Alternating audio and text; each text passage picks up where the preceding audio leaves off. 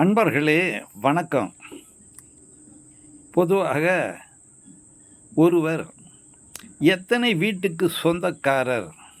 வீட்டினால் யோகத்தை அனுபவிக்கக்கூடியவர் யார்?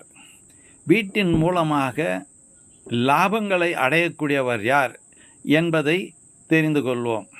அன்பர்களே, 4ஆம் வீடு என்பது வீட்டை குறிக்கக்கூடிய இடமாகும். அந்த 4ஆம் வீட்டிற்கு அதிபதி நல்ல நிலையிலே இருந்தால், நிச்சயமாக சுபகிரக பார்வை பெற்றால் கண்டிப்பாக அவர் வீட்டினால் நல்ல ஆதாயத்தை அடைவார். பொதுவாக அந்த 4ஆம் வீட்டை எத்தனை சுபகிரகங்கள் பார்க்கின்றதோ அத்தனை வீட்டுக்கு சொந்தக்காரர் அவர் ஆவார். மேலும் அந்த 4ஆம் வீடு என்பது அந்த 4க்குரியவன் சரராசியிலே அமர்ந்து 4ஆம் இடமும் சரராசியாக இருந்துவிட்டால் அந்த வீட்டின் மூலம் அவர் பலவிதமான லாபங்களை அனுபவிப்பார்.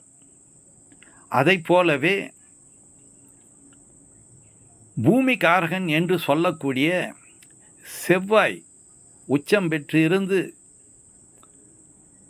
நல்ல கிரகத்தால் பார்க்கப்படும் பொழுது கண்டிப்பாக பூமி, வீடு, அசையா சொத்துக்கள் மூலம் சிறந்த ஆதாயத்தை அவர் அனுபவிப்பார்.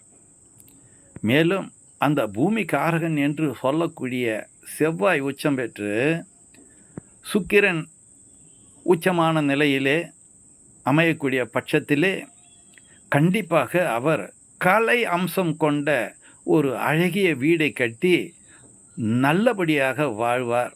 நன்றி, வணக்கம், வாழ்க வளமுடன்.